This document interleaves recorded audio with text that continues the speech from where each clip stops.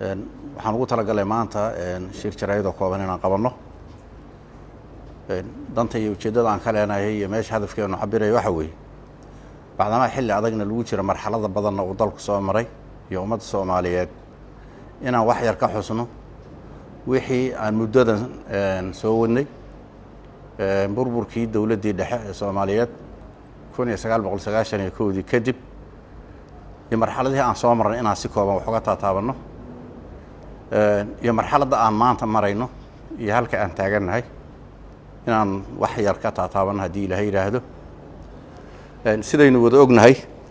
iyadoo walaalayaal yahay oo la isjecel yahay baa waxa loogu wareejiyay xilka si wanaagsan oo kalgacayl leh oo lagu garab istaagay xilka iyo waajibaadka hor yaalla iyo sidoo u gudan lahaa oo dadka Soomaaliyeed iyo madaxweynihii xilka ka degay kuwii ka horeeyay ay u ballan qaadeen inay ula shaqeynayaan dabcan waana la shaqeeyay si fiican bayna hawshaas ayaduna ay u soo socotay waxaan xusuusanahay doorashada natiijadeedii markii lagu dhawaaqay saqa dhexe oo habeenimo waan xusuusanahay waynu wada joognay xamar baa laga yaabaa anu waan joogay xilli fiidaha lagu dhawaaqay waxaa bilowday damaashaad baa bilowday iyo farxad iyo dabaaldegyo yaa bilowday looma kala harin shacab iyo dawlad looma kala harin waxaan xusuusanahay xataa ciidamadu xeryaha ay ka soo baxeen rasaas bay ridahayeen iyaga iyo shacbigu way wada shaqeynayeen shaqaalaha dawladdu banaanka u soo baxay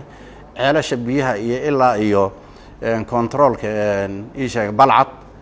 inta ka dhaxle wado walba way xirnayd rasaasta dhacaysay dabaaldega iyo bolleerkooda wada xusuusanayay wax u dhacayeen okay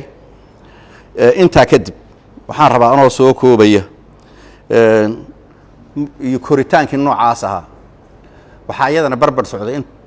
taas waxa barbar socday dhismaha dawladda iyo hay'adaha kala duwan sida dawlad goboleedyada oo ayaguna u soo dhismayay si wanaagsan iyo qaarka hore u soo dhismaaba oo wada shaqeyn fiican iyo kalsooni ay kala dhaxaysay dawladda dhexe waxa cagihiisa si fiican isugu taagay maamul goboleedyadii waxa si fiican u dhismay ciidamadii walow ay bilow ahaayeen oo ciidan qaran waqtiga la dhisayay waqti ay kugu qaadanayso diyaarintiisa iyo tababarkiisa iyo qalabayntiisa iyo يعني إن لو حنباري هدف كي ودني جها الصومالية ده عسكر وقلا ودن كيس إنه أبحي نفتيسه وقت بيقعدن مركا وحيا هاد برسيجر اللي في حان الله صواب مري الله وذي بيهايد كنت عيدا وناكسن يا أساس وناكسن والله على سعنا حتى هالشيء ذا عيدا ما ذن كره لقول سهية سيد التركي دولتها كلبا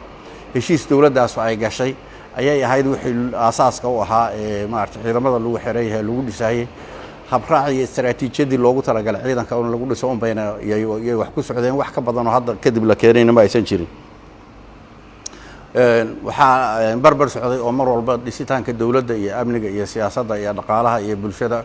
oo muddo dagaalansaneed oo colaado yar yar ay jireen sidii xal looga gaari lahaa oo loo heshiisiin lahaa dib u heshiisiin baa socotay mana jirin colaado waaweyn oo ka socday waddanka Soomaaliya iyo dawlad goboleedyada wixii aan ka ahayn meelaha qaarkood isku dhacdayo aan waaweynayn oo salka ku haya aana qabiil iyo waxyaabo la mid ah ma jirin colaad siyaasadeed oo gobolka ka jirtay muddooyinkaas aan soo marnay oo badan ma aysan jirin marka laga soo tago hogaamiye kooxeedyada oo marmar wax isku qabsan jiray ama mar ka hor iman jiray qaarkood dawladaha la soo dhiso kadibna xal baa loo wada heli jiray waana tii markii dambe xalka loo wada helay lagu soo dhisay dawladdii dambe okay anoo soo koobaya intaas kadib waxaan rabnaa inaan u soo gudubno maxaa dhacay marka halkaas waxay noo marayeen koritaankii fiicnaa iyo saadaashii fiicnayd iyo diiladii shacbiga Soomaaliyeed ee ahayd in sanad walba iyo xukuumaddii timaada ay wax ku sii kordhin doonto meeqaamka maanta la joogo iyo dawladnimada iyo adkeynta dhinacyada oo dhan yaa rabnaa inaan ayadana wax ka taabano xagee ku dambeysay riyadii shacbiga Soomaaliyeed xagee ku dambeysay xagee ku dambeeyay hankii ummadda Soomaaliyeed xagee ku dambeysay saynu ognahay marka xilligaas muddo yar kadib bishii waxaan filayaa waxay ahayd bishii February bay ahayd markii xilka uu la wareegay madaxweyne Maxamed Cabdullaahi Farmaajo 8 bay ahayd muddo yar kadib isagu ballan qaadadiisa waynu garanaynaa dhinaca amniga wuxuu ballan qaaday waan garanaynaa dhinaca dhaqaalaha wuxuu ballan qaaday waan garanaynaa maxaa ka qabsoonay maxaa ka qabsoonay yaan rabnaa inaan wax yar taabano hadii Ilaahay yiraahdo waxaa bilowday isla xilliga waxaa dhacay ku takrifal awoodeed iyo ku tamasho iyo ku xadgudub ummadeed waxaa dhacay ku tagrifal awoodeed oo si foolxun oo xaqdarra loo isticmaalay awoodii dawladda iyo ku xadgudub ummadeed baa dhacay ummadda Soomaaliyeed waxaa lagu sameeyay gaf iyo xaqdarro iyo runtii takoor badan baa dhacay haddaan wax yar ka soo qaato ma wada sheegi karno ummadda Soomaaliyeed bay u taallaa wixii dhacayna waa la wada garanayaa laakiin waa inaan isxusuusino bacdama hadda doorasho aan u soconno ummadda Soomaaliyeed daqiiqadihii ugu dambeeyay waxay taagan tahay ay ku guddoonsan lahayd wixii ay ku noolaan lahayd mustaqbalkeeda iyo aayaha ilmaheeda iyo ummadnimadeeda yay taagan tahay marka waxaan rabnaa inaan wax yar aan dul marno inagoo aanoon cidna ku xaqiraynin waxa aan ka hadlahayaana aanan been ka sheegaynin haddaan been ka sheegayo ummadda Soomaaliyeed baa ka falcelin doonta waa lagu qabsan karaa wixii aan de ku gafana de bini aadan baan bini aadan uga fikira mana raba ilaa xad inaan ku talax tago eeday qofeed ma raba inaan ku talax tago laakiin dhacdooyinka xanuunka leh maxaad ka baratay wixii la soo maray yaan rabnaa inaan wax yar aan samayno si cidii dambe ee ummadda Soomaaliyeed ay xil u dhiibatay ay u lahaata taxadarkeeda una garato in la xisaabtami doono maalin oo kamida maalmaha Ilaahay kamida ummadda Soomaaliyeed ay la xisaab horteeda u iman doono u baahan doono waqti cayiman buu qofkan uu shaqo uu leeyahay xilkaas waqtigaas markuu dhamaadana wuxuu dib ugu soo noqonayaa ummadiisu dib ugu soo noqon xil inaad qabataa waxay tahay macnaheedu inaad guri fuushay dabaqa inaad caaw hotel kireysatay 8 dabaqa u sareeyaad seexatay ma halkaasaad saaraanaysaa waxaad ka soo degaysaa aroortii waad ka soo degaysaa shacbigu waa dhul waxaad u soo noqonaysaa dhulka dabaqa 8aad seex laazim waxaad u soo laabanaysaa haddaadan ku nafbixin meeshaas waxaad u soo laabanaysaa shacbigaagi haddaad ku nafbaxdana waxaa lagu soo celinayaa shacbigaagi shacbigu waa dhul waa hooyo lagama maarmo isagana loo soo noqon isaga ayaa wixii aad gashatayna aad ula iman doontaa oo abaalkeeda aad ka heli doontaa kow dhacdooyinka foosh xun ee bilowday waxaa ugu horeeyay in la dhiiban muwaadin Soomaaliyeed oo dalkiisa iyo dadkiisa aan dambi ka gelin xaqna ku lahaa ummadiisa inkasta nasiib wanaag anigu ahaa codad kama qaba wixii dhacay waa ka soo gudubnay laakiin waxaan rabnaa inay la garto inay ahayd gaf taariikhi oo la galay inay ahayd taas halka laba waxaa jirtay dhalinyaro loo qaaday Eritrea oo dhowr kuna 5,000 miya waa laga badiyaa ilaa hadda lama garanayo faylkoodii cid haysa lama garanayo waxay ku dambeeyeen lama garanayo waalidiintoodii 2 sano halka ka dhawaaqayaan hanala soo hadalsiiyay ilmaha nagibay leeyihiin hanaloo keenay leeyihiin hanala tusay leeyihiin ilaa hadda waa la leeyahay cid ka jawaabta cabashada iyo codsiga shacbiga cid ka jawaabta waa la leeyahay nasiib darro inta oo kun oo ilmood oo Soomaali oo wax la soo baray oo waalid lahaayo ehel lahaayo qaraabo lahaa ummadda Soomaaliyeed ka maqan ma aha arrin xanuun yar in laga dhaga adeegana ma aynan ahayn in laga dhaga adeega waxayna tusaysaa yani ducfiga maamul ee jira yayna tusaysaa iyo inaan dadka Soomaaliyeed u qiimeysnayn runtii xukunka dadka hadda gacanta ku hayay inaan u qiimeysnayn bayna tusaysaa taasi qodobka saddexaad la dagaalankii maamul goboleedyada oo sida aynu ognahay aan wax loo dhaafay ayna jirin wax loo dhaaf kuwa la burburiyo oo wixii la raba laga samaysto kuwa la dagaalamo oo lagu abuuro qalalaase oo wax walba lagu sameeyo yani la dagaalankii dawlad goboleedyada halkii loo baahnaa dawladda dhexe iyo dawlad goboleedyadu inay yeeshaan wada shaqayn iyo iskaashi xog iyo xoolo wadaaga inay yeeshaan oo isku tiirsan waxaa dhacday kala fogaansho iyo tafraaraq iyo colaatan baa dhacay runtii arrintaas waa qayb kamida nasiib darrada okay afar dhibaatadii ka dhacday Baydhabo oo dadka qaar ka yiraahdaan waa xasuuq laakiin runtii dhibaato fool xun oo ka dhacday inay shacbiga ku dhacdaan ma aysan ahayn dhibaatadii dadka gaadhay waan uga tacsiyeynaa dhimasho iyo dhaawac runtii waxay arrin dadka Soomaaliyeed xanuujisay aad iyo aad u dhib badan ay ahayd oo laga maarmi karay sabab loo laayana aan la garanay waxaana loo adeegsaday kuwa anigaba la ii dhiibay ciidamada Itoobiya loo adeegsaday waad arkaysaan hadda sawirradii waa idin hor yaalla waa in tusi karnaa hadda oo taangiga Itoobiya ay dhex socdaan shacbigii oo shacbigu dhagax tuurayaan yani waxaa dhintay 10 iyo dhowr qof baa dhimatay 15 16 miya waxaa dhaawacantay 26 ama wax ka badan baa dhaawacantay waxaa qaxay dhibaato badan gaadhay dad shacab ah يعني qalalaas iyo argagax baa dhacay runtii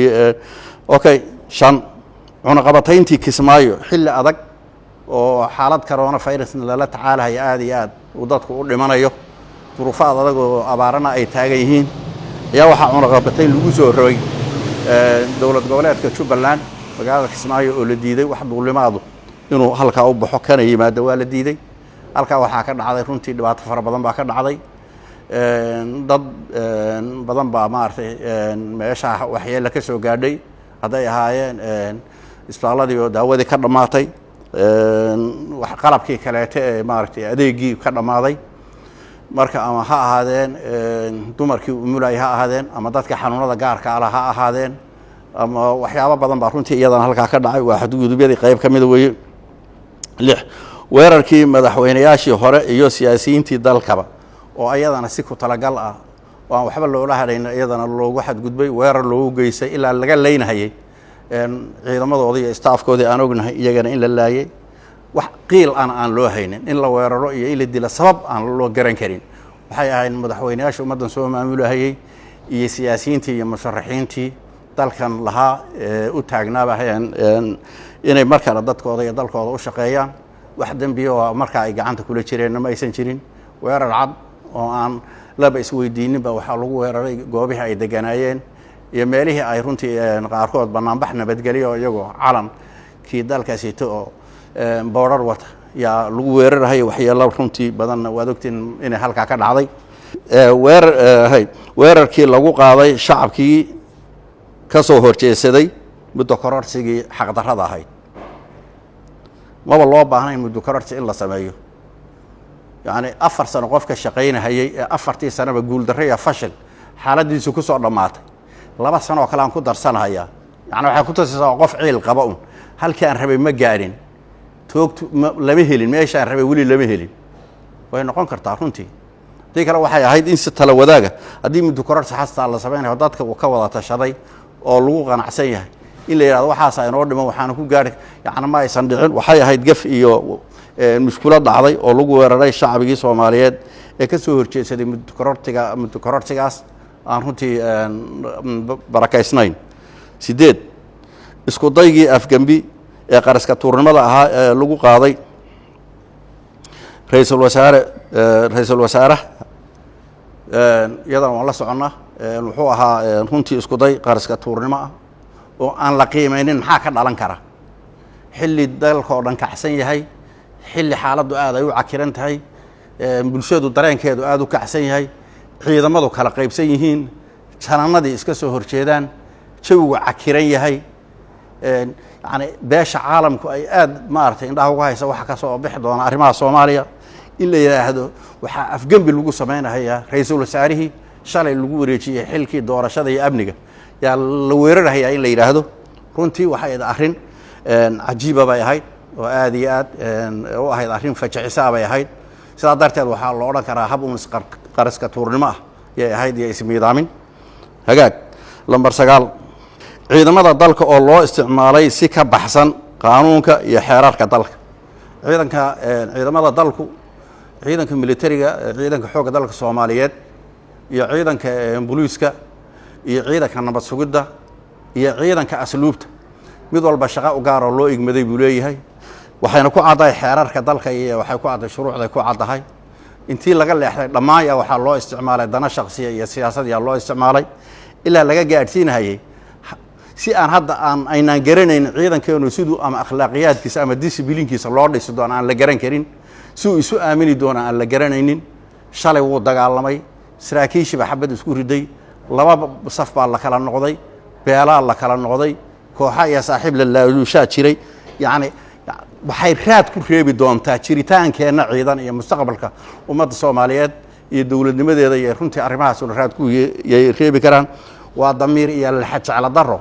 in ciidanka ummadda Soomaaliyeed ama ciidan qaran in loo isticmaalo dana gaara oo lagu abaabulo oo darajooyin lagu siiyo oo dhaqaale lagu siiyo oo lagu diyaar waa runtii waa arrin dhibaato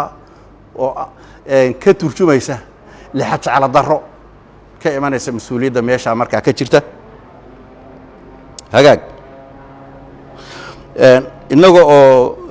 soo xigeynayna hanti dhowraha guud xisaab xidhkii maalin dhoweyta uu ka hadlayay uu soo gudbiyey waxaa la lunsaday lacag aad u tiro badan oo gaaraysa $100 milyan oo dollar taas waxay ahayd riboodkii hanti dhowraha guud ee maalin dhow uu soo saaray bay ahayd ma aha inaan anigu qayb ka ahay dhaqaalaha iyo dabagalkiisa laakiin waxaan soo xiganaynaa hanti dhowraha guud ee qaranka riboodkiisa maalinka ugu dambeysay oo soo saaray oo malayn 2 week ka hor inay 11 kicinta beelaha sida Jubbaland, Puntland, Galmudug iyo meelo kaleba si xukuumadaha loola dagaalamo waxaa la abaabulay shacbigii waxaa la geeyay dad ay runtii dawladdu marka ay ka rabtay inay maartay ku fuliso qorshe qalalaasa meesha intay ka dhacdo ay cid ay rabtaa iyada ugu soo saarto habka ay u martay wuxuu noqday in dadkii qabaa'il loo abaabulo heer hebel oo la yiraahdo heer hebel dad ha laga keeno hal abaabulo ha loo diro meeshii yani ha abuura qalalaaso qabiilkiisa dhinaca hawla go marka dambana raad ku yeelatay runtii wada shaqayntii bulshada iyo isdhexgalka iyo kalgacaylkii laftigiisii dhaawacday inkastoo inta badan lala tacaalay weliisa qaarkood ay hadda weli dhibaatadii ay muuqato sida hadda meelaha qaarkood oo kale oo aad yaaran ugu silaxanin 12 afduubkii Sheekh Mukhtaar Roobow Abu Masuur wuxuu ahaa muwaadin Soomaaliyeed oo dawladda heshiis la galay ku yimid heshiis muddo kadibna loo ogolaaday inuu isu sharaxi karo xaq uu leeyahay inuu waxna doorto lana doorto dawladdu way ogolaatay waqti buu shaqeynayay daqiiqadii ugu dambeeyay cod bixinta Sheekh Mukhtaar waxaa la yiri ka joog arintan baa la yiri ka aqbali ma inaad sharaxdo markii hore raali baa looga ahaa shahaadadii baa la guddoonsiiyey waa lala shaqeeyey wasiirkii gaashaandhiga yaan filayaa inay mar hawlgal wada tageen dawladda oo dhan buu la wada shaqeeyey daqiiqadii ugu dambeysay yaa la ka baxlayn ka aqbali ma inaad doorashada ka bax maya waqti noqma hadin aan hadda kaga baxee idaaya aan tartamo dadka iyo dalkayga xaq baan ugu leeyahay inaan madax u noqdo iyo inay madax ii noqdaan wax ka doortay idaaya waad ogeydeen waa la weeraray tan aan ka hadlaynay baydhabo dadka lagu laayana sababtii Mukhtaar loo qabashadiisii afduubkiisii ficilka ka dhashay bulshada ay muujisay ayaa dadkan u baabay inkastoo dadku dagaal gelin oo san xabad ridin haddana ficilkay muujiyaan buu dadku u dhintay xaqdaray ahayd muwaadin Soomaaliyeed oo dalkiisa iyo dadkiisa u sharaxan dawladdiisina u ogolaatay shahaadadiina ay guddoonsiisay mar kale waxaana inay ku dhaxad ilaa haddana aan war rasmi aan laga haynin Mukhtaar Roobow Abu Masuur aan wax xoog aan laga haynin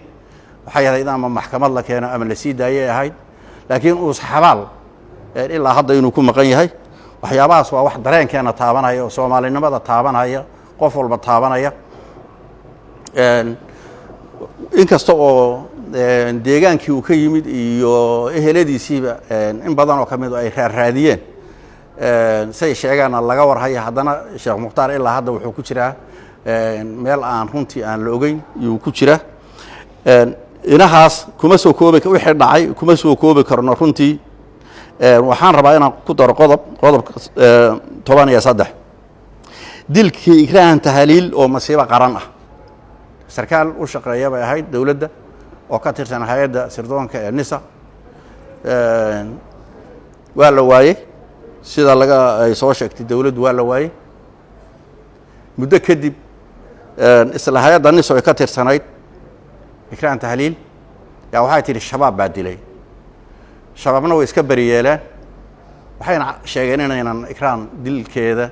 loo kulahayn xogna ayna ka haynin Ikraan oo ina arag bay sheegeen dilka Ikraan Tahliil waa runtii waa dil fool xun oo leh xanuunkiisa leh wuxuuna noqon doonaa waxyaabaha dib uun la isu weydiin doono noqon doonaa aan soo gabagabeeyo dardaaran sidaynu ognahay waxaan taaganahay saacadihii ugu dambeeyay baynu taaganahay doorashadii la geli lahaa ee madaxweynaha dalka Soomaaliya lagu dooran lahaa baan taaganahay marka intan dhacday iyo waxaan dhacay waxa loo baahan yahay kow waxaan dhacay wax la iska ilaawi karo ma waxaan u baahannahay in lagu la xisaabtamo mas'uuliyadda cidii lahayd waxan madaxweynaha xilka ka degaya iyo ciddii dembigan kula jirta waa in lagula xisaabtamo waxaan dhacay dalku wuxuu leeyahay madaxweynu leeyahay dal burburay maaha jabhada kama taliyaan madaxweynu leeyahay si sharciga lagu doortay lama afgembiyin muuna dalka ka cararin wixii dhacayba goobjoog buu ka ahaa wixii dhacayba mas-uuliyaddeeda asaga qaadanaya waxaa loo baahan yahay inuu asagu ama cid u soo taago oo yidhaahda dembigan ciddanaa gashay ha loo maxkamadeeyo ha lagula xisaabtamo wixii dhacayna waxaanu ah hadday dhici weydo mas-uuliyadda isaga qaadanaya sidaa darteed waxaan u baahannahay ummadda soomaaliyeed anu afkeeda kuma wada hadli karo laakiin waxaa lagama maarmaana baarlamaanka soomaaliyeed oo maanta talada shacbiga soomaaliyeed iyaga loo egmaday iyo masiirkii iyo yani ummadda aayaheeda iyaga loo egmaday in ay wax ka weydiiyaan waxaan dhacay madaxweynaha dalka in wax laga weydiiyo wuxuu isagu qaadan iyo wuxuu cid kala saaraya isagaa garanaya waa in wax laga weydiiyo laakiin intan oon wax laga weydiinin dhacday intaasoon wax laga weydiinin madaxweynaha mar kale intuu na soo hor istaago inuu yidhaahda doorta waa arrin ceeb iyo fadeexa ku ah aflagaado ku ah ummadda soomaaliyeed maskaxdeeda lagu ciyaarayo wey waxba ma garanaysaan wey ummad ma ihidin wey wixii idin gaadhay ma fahamsan idin wey waa cay iyo jaa'ifo ku dhacaysa maskaxda shacbiga soomaaliyeed iyo waxgaradkiisa xaq laynooguma lah taas waxaan leenahay ummadda soomaaliyeed waa dad caqli badan waa dad cilmi badan waa dad runtii karti badan waxay dhacayna way og tahay si detaileysaa loo hayaa war intaydaa waxna weydiisanin oon cod ummadda soomaaliyeed la weydiisanin wixii dhacay ha looga jawaabo waxaan ha laga jawaabo ciddii gashay ha la sheego cid lagula xisaabtamo ha yeelato mas-uuliyaddeeda ha la qaato waa in la helo cid qaadata sidaa darteed baarlamaanka waxaan isleeyahay inay ku habboon tahay inay madaxweynaha wax ka weydiiyaan waxaan dhacay iyo jariimooyinka ummadda loo geystay intan aan sheegay iyo 10 jibaarkeedna way dhaceen mudanayaasha iyo marwooyinka inagoo u hayno xurmo iyo karaamo waxaan leenahay